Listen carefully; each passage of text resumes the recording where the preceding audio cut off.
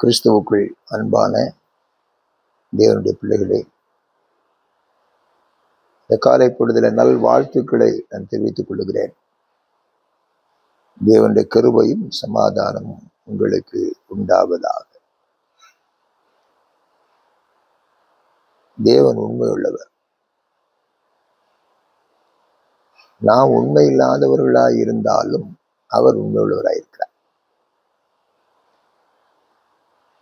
அவருடைய வார்த்தையில அவர் உண்மையுள்ளவராயிருக்கிறார். அவர் நமக்கு கொடுத்த வாக்கு தத்தங்கள் உண்மையுள்ளதாயிருக்கிறது. அந்த வாக்கு தத்தங்கள் வல்லமை உள்ளதாயிருக்கிறது. அந்த வாக்கு தத்தங்கள் மாறாததா இருக்கிறது.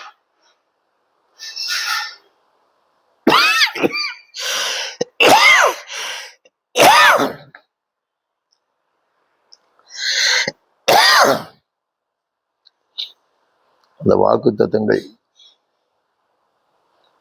என்ன நோக்கத்தோடு கொடுக்கப்பட்டதோ அதை நிறைவேற்றுவதற்கு வல்லமை உள்ளதா இருக்கிறது. இந்த வாக்கு தத்தங்களை கொடுத்தவர் எல்லாவற்றையும் செய்ய வல்லமை உள்ள தேவன். அவர் சொன்னதை நிறைவேற்றாமல் இருக்க மாட்டார். நமக்கு வாக்கு கொடுத்திருக்கிறார். நான் உங்களை பிரகாசிக்க செய்வேன். எந்த மனுஷனையும் பிரகாசிக்க செய்கிற மெய்யான ஒளி. யோவான் 1:9 சொல்லுகிறது. ஒருவேளை மங்கி எரிகிற திரியாக இருக்கலாம், அணைந்து போன விளக்காக கூட இருக்கலாம். ரட்சிக்கப்பட்ட காலத்துல மிக பிரகாசமாக இருந்திருக்கலாம். பின்னால அந்த வெளிச்சம் குண்டி போயிருக்கலாம். சூழ்நிலைகளை நம்ம ஆவியை அவிச்சு போட்டிருக்கலாம். சோர்ந்து போயிருக்கலாம். சோர்ந்து போவதற்கு அவசியம் இல்லை. அதாவது விளக்கேற்றி வைக்கிற தேவன், திரியை அணைந்து போகாமல் காத்துக் கொள்ளுகிற தேவன், திரி கொழுந்து விட்டு எரிவதற்கு அது எண்ணெயை ஊற்றுகிற தேவன்.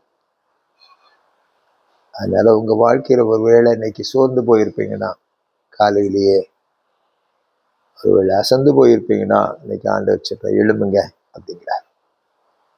சோர்ந்து படுத்திருந்த எலியாவை தேவன் தட்டி எழுப்பினார்.